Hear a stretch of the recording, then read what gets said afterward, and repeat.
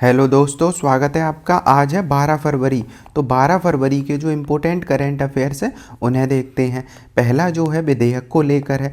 तो हुआ क्या है, सुप्रीम कोर्ट ने कहा है कि जो राज्यपाल होता है वो आर्टिकल जब 200 के तहत अपनी शक्तियों का प्रयोग करता है तो उसे राज्य को बताना चाहिए कि क्यों उसने किसी विधेयक को पुनर्विचार के लिए भेजा है, या किसी विधेयक पर सहमति दी है, या किसी विधेयक पर सहमति नहीं दी है।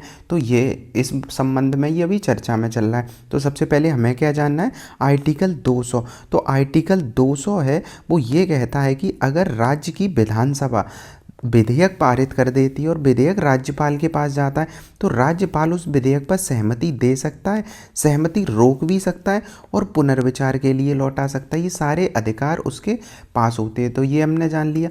फिर एक आर्टिकल और इम्पोर्टेंट रहता है, वो आर्टिकल है 201। अब ये तो राज्यपाल के पास शक्तियाँ हैं, राज्यपाल के पास एक और शक्ति है, वो है 201 के तहत। इसमें क्या होता है, वह उसी विधेयक को राष्ट्रपति के लिए भी आरक्षित कर देता है और राष्ट्रपति विधेयक को सहमति दे सकता है, रोक सकता है। अब इन दोनों में अंतर क्या है, इस आर्टिकल में 200 के तहत क्या है कि जब राज्यपाल एक विधेयक को वापस भेजेगा और अगर विधानसभा फिर राज्यपाल के पास वापस भेजती है तो राज्यपाल को उस पर अनुमति देनी होगी, पर राष्ट्रपति के लिए ऐसी बाध्यता नहीं है। मतलब आर्टिकल 201 के तहत राष्ट्रपति अगर पुनर्विचार के लिए लौटाता है और विधानमंडल दोबारा भेज देती है तब भी राष्ट्रपति क्या है, बाध्य नहीं होता है सहमति देने के लिए।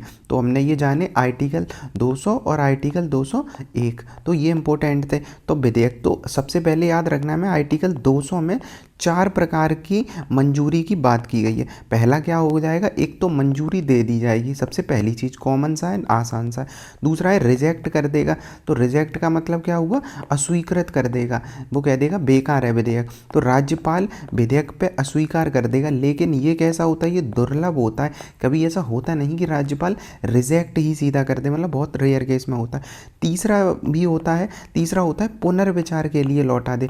पुनर्विचार जब विधेयक पर राज्यपाल को ऐसा लगे कि कुछ ऐसा है आपत्तिजनक है, तो कैसा है, कुछ आपत्तिजनक विधेयक है या फिर और इसमें कोई ऐसे प्रावधान है जो गलत हैं, तो राज्यपाल पुनर्विचार के लिए क्या कर सकता है, लौटा सकता है। तो ये हमने देखा तीसरा प्रावधान, अनुमति देगा, अनुमति नहीं देगा, तीसरे में पुनर्विचार के लिए लौटाएगा। चौथा क्या होता है, चौथा उसके पास ऑप्शन है राज्यपाल के पास कि राष्ट्रपति के लिए भी भेज सकता है। तो ये वाली चीज़ हुई, राष्ट्रपति के लिए रख सकता है। 201 आर्टिकल राष्ट्रपति के विचार के लिए विधेयक को आरक्षित रखना, मतलब 200 के तहत राष्ट्रपति को भेज सकता है, पर 201 के तहत राष्ट्रपति को शक्तियाँ दी गई। अंतर क्या याद रखना, आर्टिकल 200 में ये प्रावधान है, आर्टिकल 200 में ये प्रावधान है कि राज्यपाल किसी विधेयक को किसके लिए रखेगा, राष्ट्रपति के लिए रखेगा। पर 201 में क्या प्रावधान है, इसमें यह प्रावधान है कि राष्ट्रपति की क्या शक्ति होंगी उस राज्य के प्रावधान के लिए। तो लास्ट वाले से कंफ्यूज नहीं होना। अब देख ही लिया, राष्ट्रपति मंजूरी दे भी सकता है, नहीं भी दे सकता है, पुनर्विचार के लिए लौटा सकता है। तो 201 और 200 ये राज्यपाल और राष्ट्रपति दोनों की एक तरीके से क्या है, चेकमेट की पावर होती है कि दोनों पॉकेट वीटो की तरह उन्हें यूज़ कर सकते हैं। तो ये है। तो अगर राज्यपाल जानबूझकर अब एक पॉकेट वीटो नाम आ गया, तो ये जानते हैं जानबूझकर अगर राज्यपाल क्या करता है, जानबूझकर विधेयक को लंबित रखता है, ना मंजूरी भी नहीं दे रहा, ना राष्ट्रपति के पास भेजेगा, राष्ट्रपति को भी नहीं भेज रहा, अपने पास डाले हुए है उस विधेयक को। तो इसी विधेयक को क्या कहते हैं, पॉकेट में डाले है ना, पॉकेट वीटो माना जाता है। जो भारतीय संविधान में क्या ये परिभाषित है, नहीं, संविधान में कुछ भी परिभाषित ऐसा है ही नहीं। तो यही चीज़ है। तो राष्ट्रपति के विचार के लिए रखता है और ये अनिवार्य है। अब राष्ट्रपति के विचार के लिए कोई विधेयक अगर राज्यपाल के द्वारा रखा जाएगा तो वो विधेयक कौन सा होगा, ये भी जानना है हमें। तो पहला है कि अनिवार्य होगा, मतलब राज्यपाल के पास एक ऐसा विधेयक आएगा जो राज्यपाल ना चाहते हुए भी राष्ट्रपति के लिए रखेगा। ऐसा कौन सा विधेयक होगा, तो वो विधेयक होगा जिसमें हाई कोर्ट की स्थिति खतरे में डालने का अधिकार होगा। जैसे कि ऐसा समझो, विधानसभा एक कानून कल बनाती है कि हाई कोर्ट के पास मूल अधिकार की जो अधिकारिता है आर्टिकल 226 1926 के तहत वो समाप्त कर दी जाती है या कुछ कम कर दी जाती। तो ये संविधान का उल्लंघन है कि नहीं है? तो ऐसे विधेयक राष्ट्रपति किसके लिए रखे, मतलब राज्यपाल किसके लिए रखेगा? राष्ट्रपति के लिए। और ये अनिवार्य है, रखना ही पड़ेगा। अन्य स्थिति में कौन सा होगा? जब राष्ट्रपति के लिए आरक्षण, मतलब जो विधेयक है आरक्षित किया जाएगा। तो जैसे कि कोई संविधान के विरुद्ध विधानसभा ने कानून बनाया हो, डीपीएसपी के विरुद्ध हो, देश के बड़े हित के विरुद्ध हो, मतलब देश के हित के विरुद्ध हो, ऐसे अब जब विधेयक आएंगे, ये आर्टिकल 31 का एक जो संपत्ति का हुआ करता था, इसके तहत ये चीज़ें हैं, तो राष्ट्रपति के लिए अनिवार्य रखना होगा आरक्षित। तो ये देखा। उसके बाद कुछ और शक्तियाँ भी होती हैं राष्ट्रपति की, जो विवेकाधीन शक्तियाँ होगी, क्योंकि हमने देख लिया आर्टिकल 200 में 163 क्या कहता है? 163 कहता है मुख्यमंत्री की नियुक्ति, और मुख्यमंत्री की नियुक्ति क्या होगी?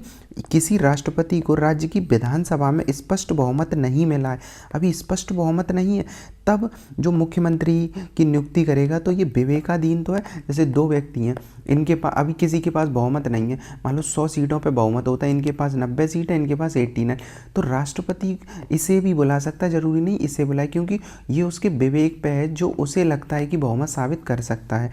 तो ये 356 भी क्या है? राष्ट्रपति राज्यपाल के पास ही शक्ति होती है, और 200 और 201 देख ही लिया, राज्यपाल के पास शक्ति होती है। तो ये हमने पहला देखा है, ठीक है। दूसरा है पोटास को लेकर। तो हुआ क्या है, जैसा कि हमने एक और वीडियो में देखा था कि भारत में राजस्थान में सबसे ज़्यादा पोटास पाया जाता है 89%। अभी हुआ क्या है, पंजाब वाले एरिया में क्या हुआ है, पोटास की खोज हुई है, तो इस वजह से अभी पोटास तब से चर्चा में चल रहा है। अब भारत की बारे में बात करें तो पोटास एक कृषि उर्वरक के रूप में क्या यूज़ होता है? कृषि उर्वरक के रूप में यूज़ होता है। पोटेशियम कार्बोनेट और पोटेशियम क्लोराइड, इसका रासायनिक नाम क्या होता है? Potassium carbonate. तो पोटास पोटेशियम कार्बोनेट और पोटेशियम के कणों का अशुद्ध संयोजन है, मतलब इनकी अशुद्धि में ये पाया जाता है। मुख्य अयस्क क्या होता है? जिस अयस्क से ये निकलेगा, मतलब ये तो पूरा पत्थर है, इसमें से निकलेगा तो इस अयस्क का नाम होता है सिल्वीनाइट। तो ये भी याद रखना है। उसके बाद है खान और जो खनिज संशोधन अधिनियम 2023 में आया था, पोटास को महत्वपूर्ण खनिज माना गया था। मतलब पोटास क्या है? इम्पोर्टेंट खनिज है। तो हमने क्या देखा? सबसे पहले पोटास देखा। तो पोटास क्यों जरूरी है? क्योंकि पोटास फर्टिलाइज़र के रूप में क्या करता है? यूज़ होता है हमारे देश में। दूसरा क्या है? कृषि में तो उपयोग होगा। कृषि में क्यों उपयोग होगा? क्योंकि ये पौधों की जड़ और तने को मजबूत करता है, साथ ही प्रतिरोधकता भी बढ़ाता है। कौन सी प्रतिरोधकता? जो पौधों की प्रतिरोधक क्षमता होगी वो भी इसे बढ़ाता है। तो ये देखा। और कहीं यूज़ होता है? बिल्कुल होता है। ये यूज़ होता है इंडस्ट्री में। इंडस्ट्री में यूज़ कैसे? जो कांच की इंडस्ट्री होती हैं, साबुन की इंडस्ट्री होती हैं, पोटास वहाँ पे भी यूज़ होता है। तो ये हमने देखा। भारत में देखें तो भंडार कहाँ है? राजस्थान में, गुजरात में, इन क्षेत्रों में पाया जाता है, पर ज़्यादातर कहाँ है? राजस्थान में ही है। अब आयात की बात करें तो जो भारत है वो 100% पोटास का आयात करता है। भारत में तो खेतों में बहुत ज़रूरी होता है एनपीके डालना, तो उसमें पोटास ही होता है। तो पोटास भारत 100% आयात ही करता है। आयात कहाँ से हम करते हैं? एक तो रशिया से करते हैं, उसके बाद कनाडा से कर रहे हैं, और कनाडा के बाद बेलारूस से कर रहे हैं। तो रसिया, बेलारूस, कनाडा, इनसे हम क्या करते हैं? ज़्यादा मात्रा में आयात करते हैं। अब पोटास नाम है, कैसे नाम पड़ा होगा पोटास? तो पोटास का नाम का मतलब होता है पोटास को कैसे बनाया जाता है। तो पहले क्या हुआ करता था? पहले से लकड़ी के एक राख हुआ करती थी, मतलब पहले से लकड़ी की राख को पानी में मिलाकर, लकड़ी की राख लेंगे, उसे पानी में मिलाकर कढ़ाई में उबाला जाता था, तो तब ये बनता था। तो इसका नाम क्या पड़ गया? पॉट। पॉट माने कढ़ाई, और क्या होता है? ऐश। ऐश माने क्या? राख होता है। तो इसे पहले क्या हुआ करता था? पहले से लकड़ी की राख में को मिलाकर पानी में मतलब इसे राख वगैरह मिलाकर पानी में उबाल दिया जाता था, तब बनता था। भारत दुनिया का सबसे बड़ा क्या है? आयातक है। दुनिया का दूसरा, मतलब पहला ही सबसे बड़ा आयातक है। पोटास की कमी से कौन सी फसलें? काजू हुआ, केला हुआ, ये क्या, वो आलू स्पेशली है, तो आलू हुआ, केले हुए, इनमें क्या होता है? पोटास की अगर कमी है तो इनमें फसल में दाग लग जाएंगे। आलू में दाग लग जाता है ना, दाग, झड़ने की समस्या, ये सारी चीज़ें समस्या होती हैं। तो ये देखा हमने। तो जैसे यूक्रेन से भी बार हुआ, युद्ध चल रहा था 2022 में, तब पोटास के रेट भारत में बढ़ गए थे बहुत ज़्यादा। तो ये हमने देखा पोटास के बारे में। तो अब सारी चीज़ें हमें पता ही है। अब पोटास का यूज़ कैसे होता है? एनपीके में 4:2:1 में होगा, मतलब ये 4 होगा तो ये 2 और 1 होगा, तो 4:2:1 अनुपात में होता है। एक और ये काम करता है, पोटास पानी की कठोरता को दूर करता है और जो बैक्टीरिया होते हैं उन्हें मारता है। तो बैक्टीरिया के गुण होते हैं, जो बैक्टीरिया क्या करते हैं, मारने वाले होते हैं। पोटास उर्वरक के सामान्य जो होते हैं प्रकार वो हमने देख ही लिया, तने जड़ इन सब में यूज़ होता है। सल्फेट ऑफ पोटास जो होता है, जिस सब्जी वगैरह में यूज़ होता है। मोलासिस से पोटास प्राप्त पोटास हो जाता है, जो अब पोटास में 100% स्वदेशी उर्वरक मतलब सब्सिडी भी दी जाती है पोटास वगैरह के लिए, और हम क्या करते हैं 100% आयात ही कर रहे होते हैं। पोटास का भंडार कहाँ है सबसे ज़्यादा, तो कहाँ होता है, राजस्थान में है सबसे ज़्यादा अकेले, और पंजाब वगैरह एरिया में भी क्या है, खोजा गया है। इसके अलावा गुजरात हुआ, एमपी हुआ, इनमें भी ये पाया जाता है। अगला देखें शतावरी को लेकर, तो शतावरी क्या है, स्वास्थ्य के लिए मतलब एक पौधा है जो औषधि गुण रखता है। शतावरी कई लोगों के द्वारा मतलब शतावरी का जो अर्थ होता है उसका मतलब होता है कई लोग जिसे एक्सेप्ट करते हो तो शतावरी होता है। ये लिलियासी परिवार का पौधा होता है। हमने शतावरी का कुछ दिन पहले और ये आर्टिकल ऐसा ही है मतलब रिवाइज किया था, पढ़ाता था। औषधि गुण क्या होते हैं, टॉनिक वगैरह, दब, अल्सर, ये सब होते। महिलाओं के लिए प्रजनन जो शक्ति होती है उसमें भी ये योगदान देता है। उसके बाद ये शरीर में क्या करता है, प्रणालियों में सुधार करता है। जो एडाप्टोजेनिक होता है, एडाप्टोजेनिक मतलब शरीर की प्रणालियों को विनियमित करने, उनमें सुधार में योगदान देता है। अगला है राष्ट्रीय बांस मिशन के बारे में। तो बांस को हम जानते हैं ये क्या होता है, बैम्बू हमारा। तो बैम्बू जो बांस होता है इसकी खासियत क्या होती है। अब हुआ क्या करता था, कुछ साल पहले तक जो बांस हुआ करता था उसे पौधा माना जाता था। पौधा क्या मतलब, पेड़ की तरह। अब सोचो एक पेड़ अगर उसे मानेंगे तो क्या इसे ज़्यादा उगा या काट सकते हैं, अगर कोई इसे काटेगा नहीं तो उगाएगा ही क्यों, क्योंकि बांस तो बहुत तेज़ी से बढ़ जाता है। तो अब हुआ क्या करता था, सरकार ने ये बात समझी और बांस को क्या किया, अब क्या कर दिया, इसे बांस को घास की श्रेणी में डाल दिया। अगर घास की श्रेणी में होगा तो इसे आसानी से काटा जा सकता है। अब हुआ क्या है, इसी के लिए सरकार ने पुनर्गठित राष्ट्रीय बांस मिशन लाने की बात कही है, जो अर्थव्यवस्था में बढ़ावा देगी। अब देखो बांस जो होता है वो बहुत यूज़फुल होता है। कैसे यूज़फुल होता है बांस, कि बांस एक तो पर्यावरण के लिए कार्बन डाइऑक्साइड को अवशोषित कर लेता है और ये पर्यावरण के लिए यूज़फुल होता है। दूसरा क्या होता है, बांस का उपयोग जैसे आजकल क्या होता है, लकड़ी की ज़रूरत को कम करता है, क्योंकि बांस तेज़ी से बढ़ता है, एक दिन में 2-3 फीट तक बढ़ जाता है। तो बांस से कई सारे हम देखते हैं घरेलू जो चीज़ें होती हैं लकड़ी वाली वो भी बनती हैं, तो ये भी अच्छी चीज़ है। और इससे क्या होगा, हमारा आयात निर्भरता कम हो जाएगी, क्योंकि हम ऐसी चीज़ों को हम आयात भी करते हैं तो आयात निर्भरता कम होगी। अब पुनर्गठित राष्ट्रीय बांस मिशन के बारे में देखें तो ये 18-19 में लॉन्च किया गया था। कौन सा, पुनर्गठित राष्ट्रीय बांस मिशन 18 केंद्र प्रियोजित है, मतलब स्पॉन्सर्ड है। तो केंद्र और राज्यों के बीच नॉर्मल जो राज्य हैं उनमें 60-40 का अनुपात रहेगा, पर जो पहाड़ी पूर्वोत्तर के होंगे वो 90-10, और केंद्र शासित जो होंगे उनमें 100% केंद्र सरकार रुपए दे रहा होगा। तो बांस की खेती को बढ़ावा देना, ये सब इसके पुनर्गठित के उद्देश्य हैं। तो पुनर्गठित राष्ट्रीय बांस मिशन कब आया था, 2018-19 में लॉन्च किया गया था। पर जो राष्ट्रीय बांस मिशन आया था 2006 में इसे लॉन्च किया गया था। तो कृषि और किसान कल्याण मंत्रालय के ये अंतर्गत काम करता है।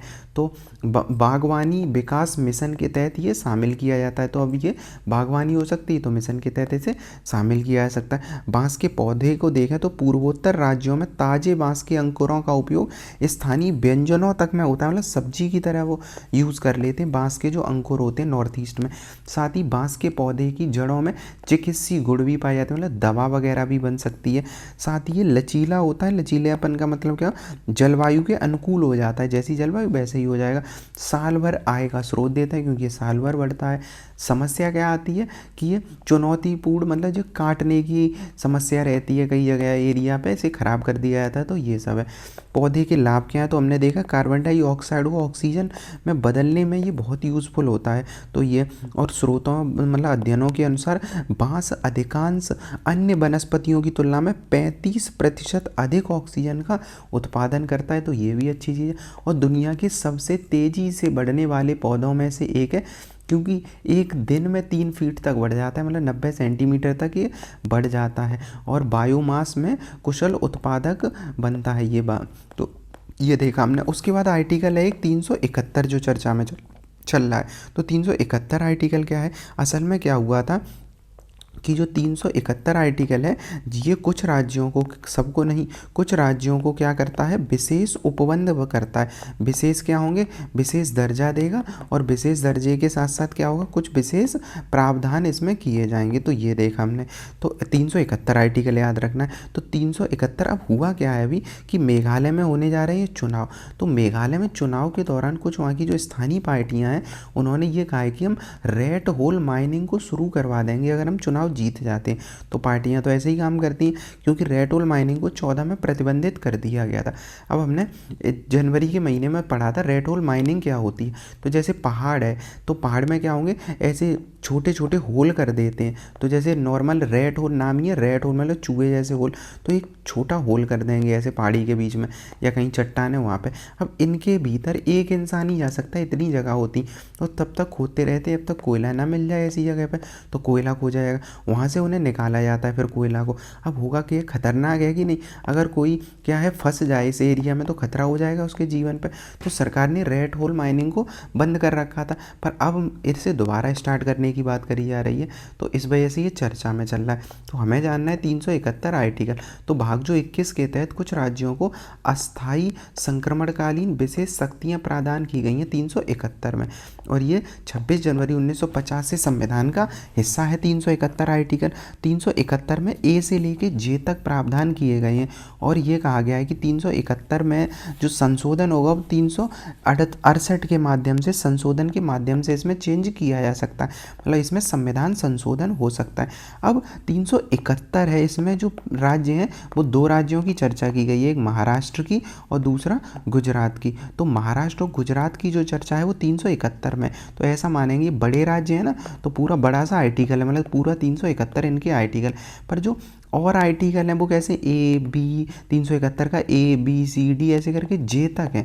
तो ए है नागालैंड के लिए, बी है असम के लिए और सी है मणिपुर के लिए। तो ऐसे नाम हम कैसे याद रखेंगे, नाम से NAM, नागालैंड, असम और मणिपुर। 371 का ए, 371 का बी और 371 का सी।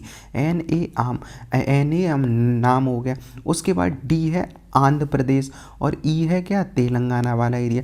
तो DE, तो ये क्या है, आंध्र प्रदेश और तेलंगाना, इन सब राज्यों के बारे में प्रावधान किया गया है। तो ये हमने देखा। तो मेन क्या है, नाम याद रखना। अब इसमें क्या किया है, नागालैंड में 371 के ए के तहत कुछ विशेष प्रावधान दिए गए, जैसे कि नागाओं की धार्मिक सामाजिक प्रथाओं, उनके कानून, अपराध के मामले हों, उन सब में इन्हें विशेष प्रावधान किया गया है। जैसे नागालैंड की विशेष प्रावधान हो, अपराधी को अपराध की सज़ा भी देनी हो तो ऐसे नहीं है, नॉर्मल जो हमारे हाई कोर्ट और कोर्ट की सज़ा होती है उनके अलग भी हो सकती है।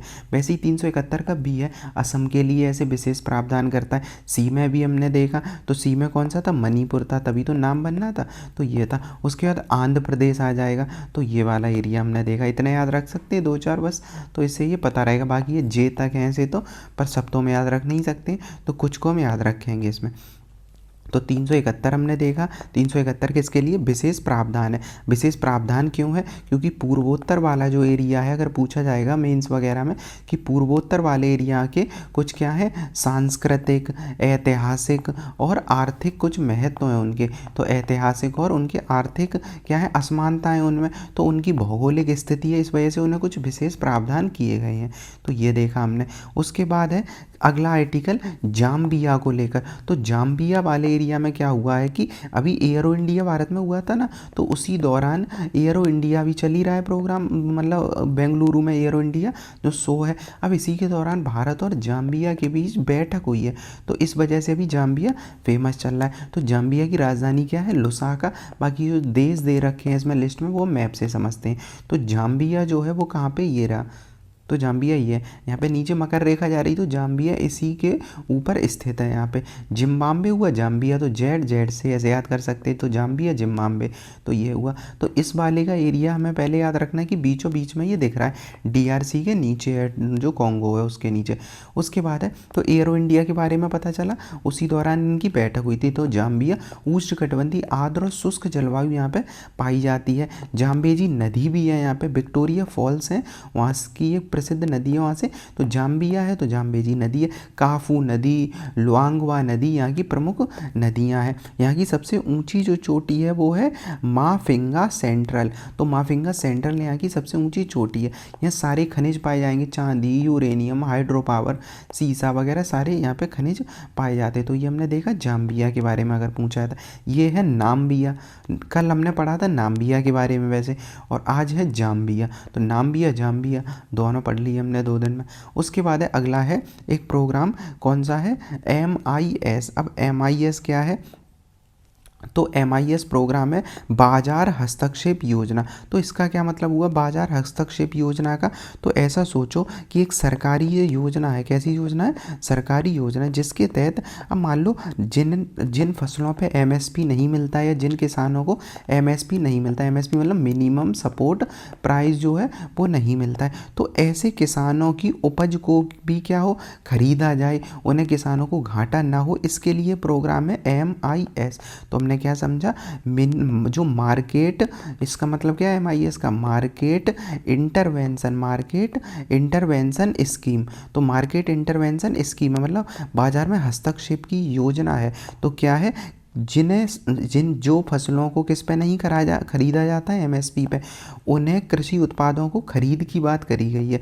तो ये है MSP। तो इससे क्यों है ये, किसानों को क्या होगा, घाटों से बचाया जाएगा, तो किसानों को घाटे से बचा लिया जाएगा। इससे यही तो होगा, जो किसान फसल जिनकी खराब हो जाती है दूसरे मौसम के कारण और ऐसी चीज़ें, उनसे खरीदा जा सकता है। तो यही चीज़ है। तो अब हम देखते हैं इसे। तो हस्तक्षेप का उद्देश्य का, जो शीर्घ खराब होने वाली फसलें, बागवानी उत्पाद हैं, उनके जो संकट है खराब होने से, उन्हें बचाना है और सरकार उन्हें खरीद सकती है। तो इसे PM आशा, प्रधानमंत्री अन्नदाता आय संरक्षण अभियान में एकीकृत के घटक के रूप में बनाया गया। अब देखो, अन्नदाता आय संरक्षण में किसानों को हम बांटते हैं, देते हैं, तो इसी में हम बाजारों से हस्तक्षेप योजना भी लेके आए हैं। तो ये हमने देख लिया। इसमें निजी खरीद, स्टॉकिंग योजना, इन सब के माध्यम से क्या हुआ, किसानों को मूल्य सुनिश्चित किया है। मतलब क्या होगा, जैसे निजी खरीद को सरकार बढ़ावा देगी, जो मतलब MSP के अलावा जो भी सरकार तरीके अपना सकती है किसानों को रोजगार मतलब देने की, आर्थिक सहायता वो सरकार करेगी।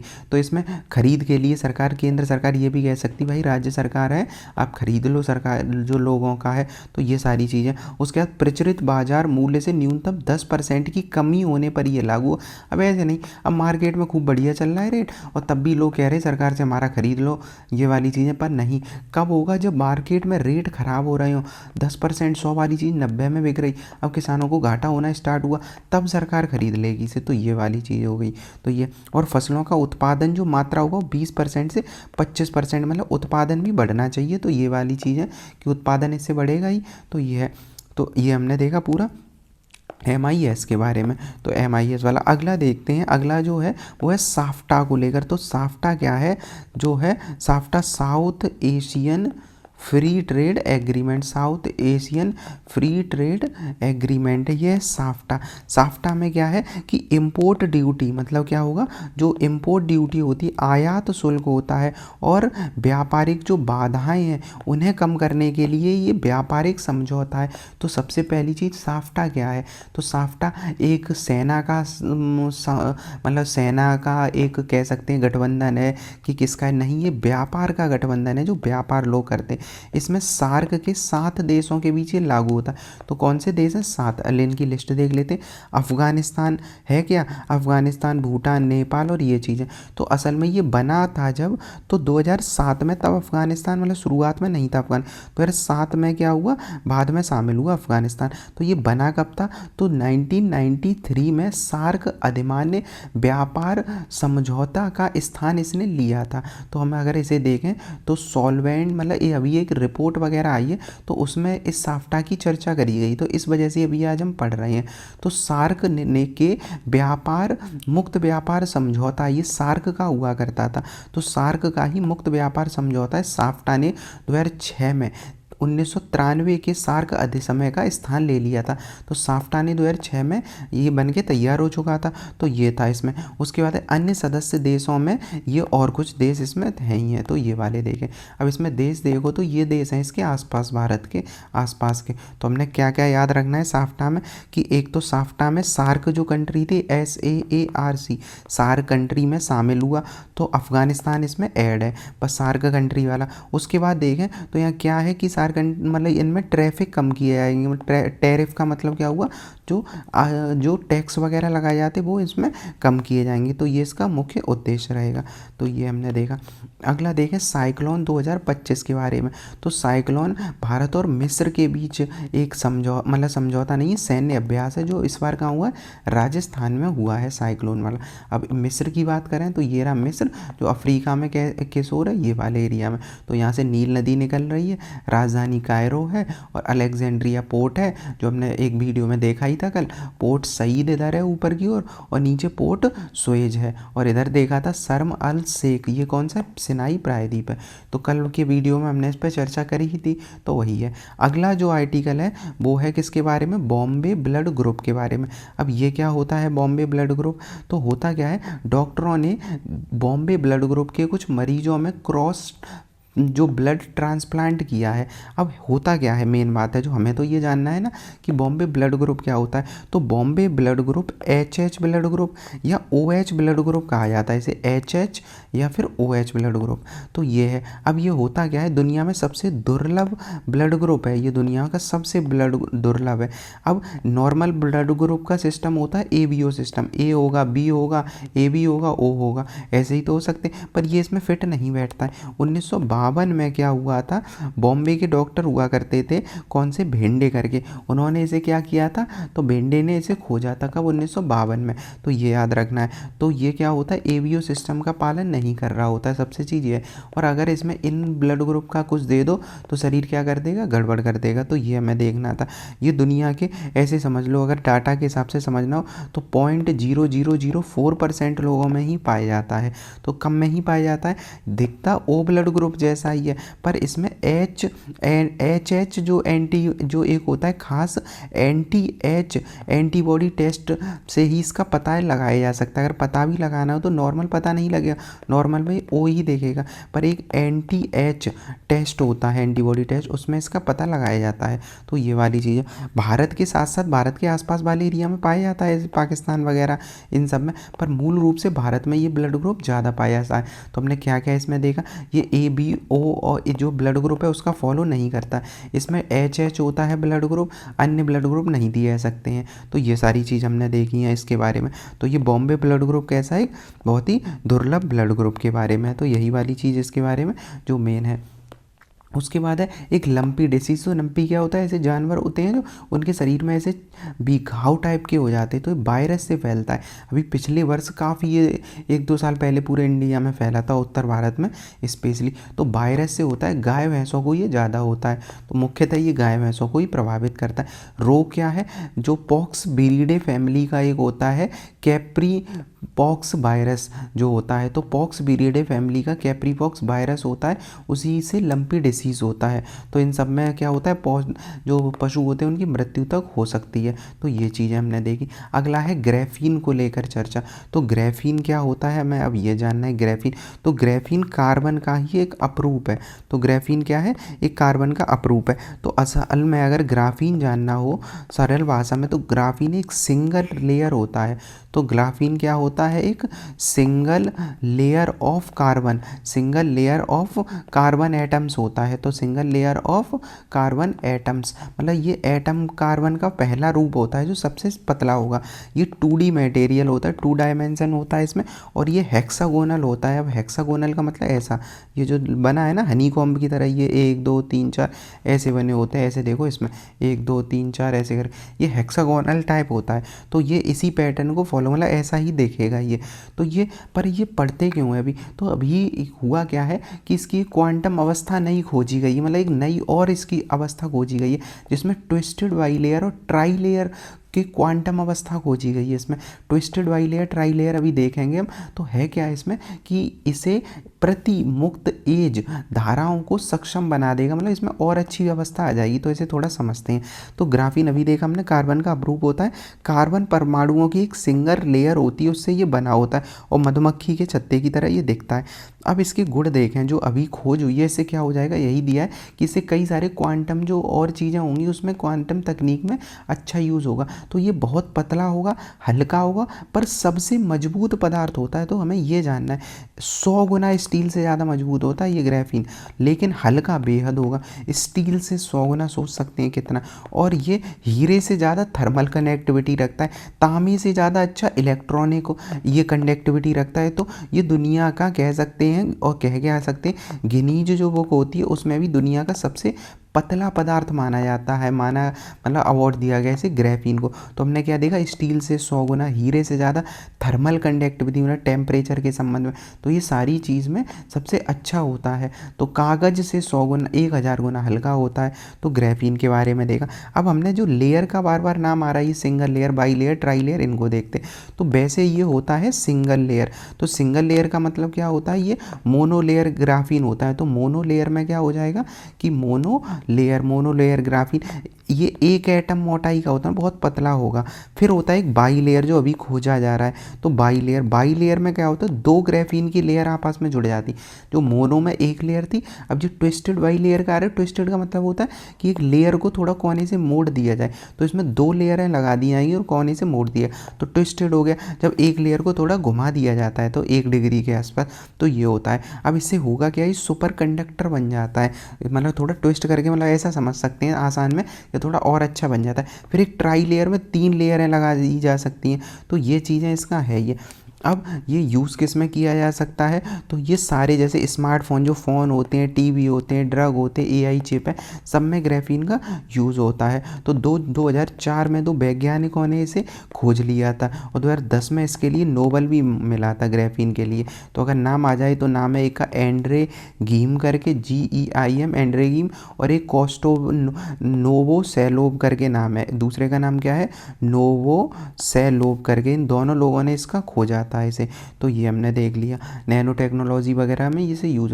अगला है सृजनम। सृजनम में क्या है कि जो एम्स है दिल्ली का, उसका जो चिकित्सा के अवशिष्ट निकलते हैं उसका ट्रीटमेंट हो जाएगा। मतलब वहाँ से जो सिरिंज वगैरह, दवा वगैरह और इनके जो अवशेष निकलते हैं, ऐसा कचरा, मतलब उसको कचरे को सही करने के लिए एक तकनीक खोजी गई है, वो है सृजनम। स्वदेशी है, भारत की पहली है, और इसे जो डेवलप किया है तिरुवनंतपुरम के CSIR NIST ने किया है। तो इस वजह से ये इम्पोर्टेंट है। उसके बाद अपशिष्ट को अगर हम उपचारित कर देंगे तो इससे प्रदूषण वगैरह सारी चीज़ें कम हो जाएंगी, तो इसलिए है। उसके बाद एक योजना है एस्पायर कार्यक्रम। तो एस्पायर कार्यक्रम का मतलब क्या है, ये एस्पायर है scheme for promotion of innovation, scheme for promotion of innovation rural industry.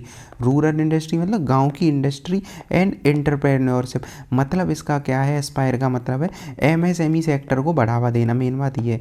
2015 में ये लॉन्च किया गया था। तो ग्रामीण उद्यम तकनीक को बढ़ावा देना है। तो यूनाइटेड नेशंस के साथ, यूनाइटेड किंगडम के साथ, जो इंग्लैंड है उसके साथ भारत एस्पायर कार्यक्रम के को बढ़ावा देने के लिए स्मार्ट पावर और नवीकरणीय ऊर्जा को बढ़ावा देने की बात कह रहे हैं। क्योंकि एस्पायर में MSME को बढ़ावा देंगे, अगर स्मार्ट पावर और नवीकरणीय तकनीक ऊर्जा दी जाएगी तो ये सारी चीज़ें बढ़ जाएंगी। तो एस्पायर का क्या मकसद है, औद्योगिक दक्षता बढ़ाना, MSME की तकनीकी सहायता देना, वित्तीय सहायता देना।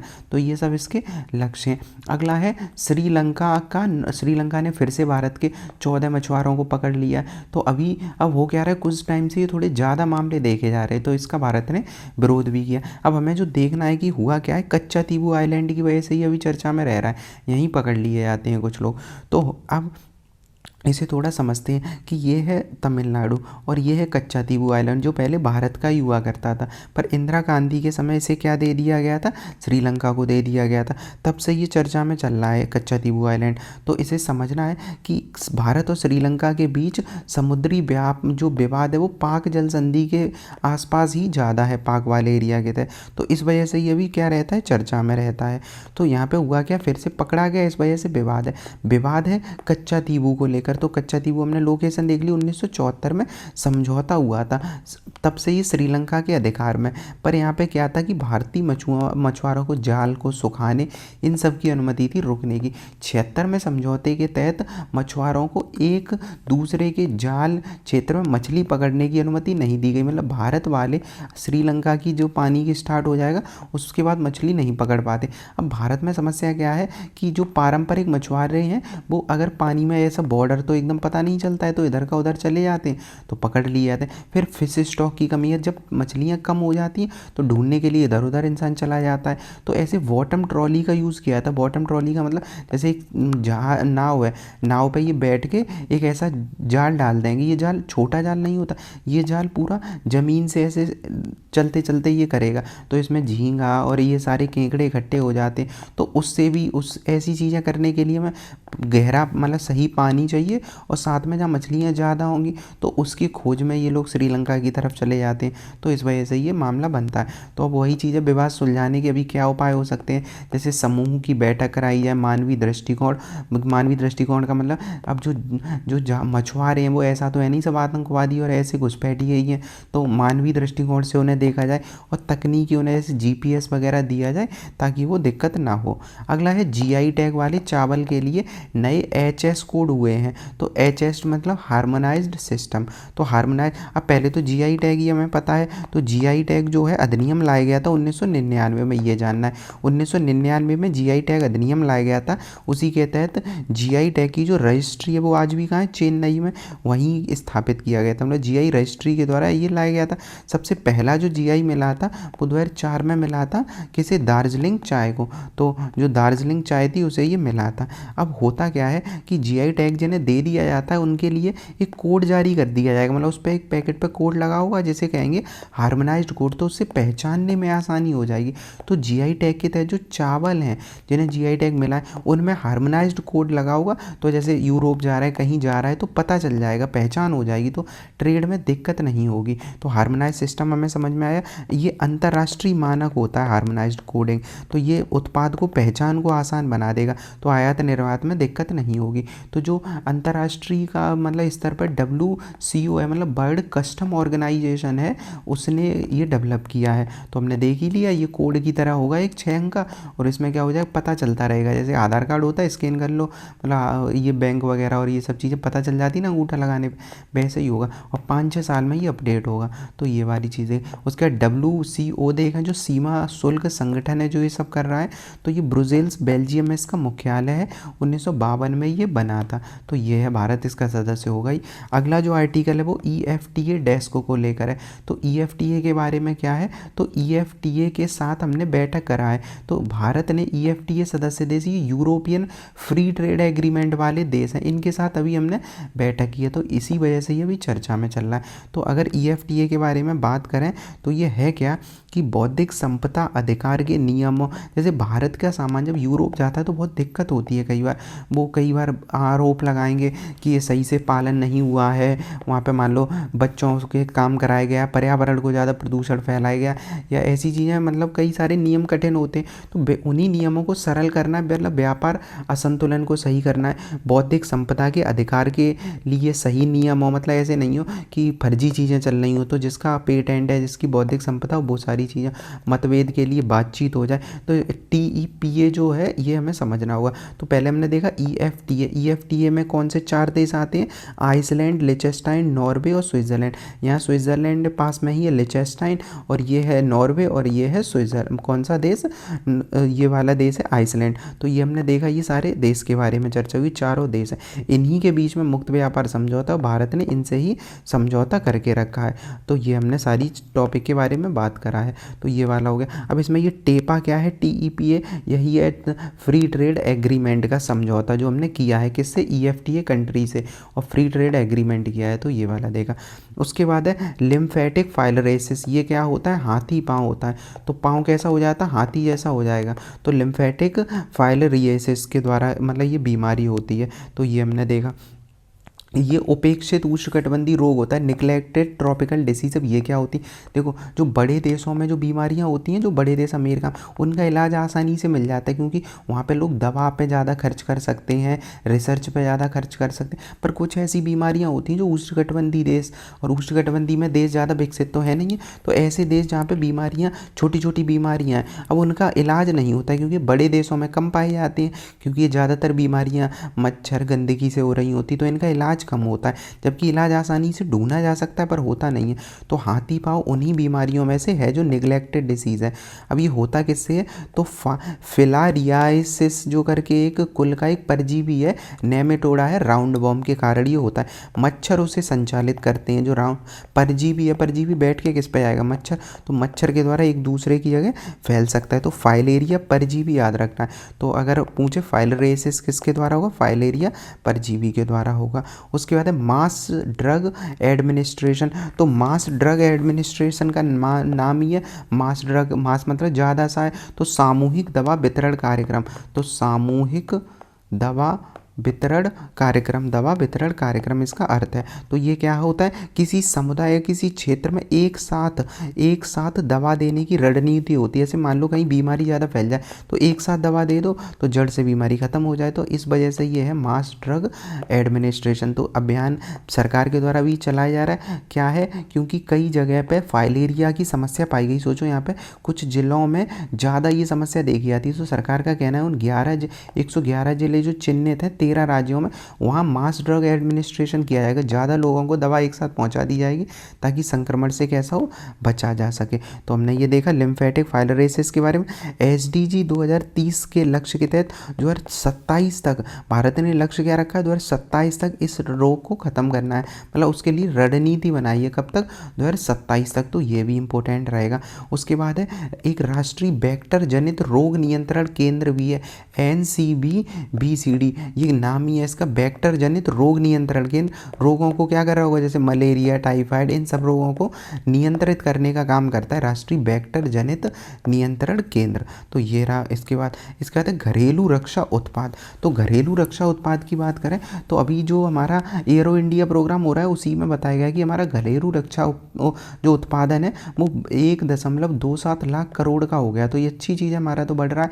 और जो एरो इंडिया प्रोग्राम है एशिया का सबसे बड़ा एयर शो है, जहाँ पे ऐसे प्लेन वगैरह उड़ा के ये सब चीज़ें दिखाई जाती हैं। तो यहाँ पे कई देशों के लोग आते हैं। तो वर्तमान कनक्लेव जो हो रहा है एरो इंडिया, उसकी विषय क्या है, ब्रिज, BRIDG, ब्रिज क्या, building resilience through international defence and global engagement. Bharat के लिए रक्षा का क्या है, स्वदेशीकरण। अब भारत में ये क्यों कर रहे हैं, अगर हमारा स्वदेशीकरण बढ़ जाएगा तो हमारी संप्रभुता अच्छी रहेगी कि नहीं, मतलब हम किसी देश पर निर्भर नहीं रहेंगे, हम दूसरे देश को निर्यात भी कर सकते हैं। दूसरा हमारे यहाँ रोजगार भी तो पैदा होगा, मतलब हम हथियार चीज़ों को भारत में बनाएंगे तो भारत के लोगों को रोजगार मिलेगा।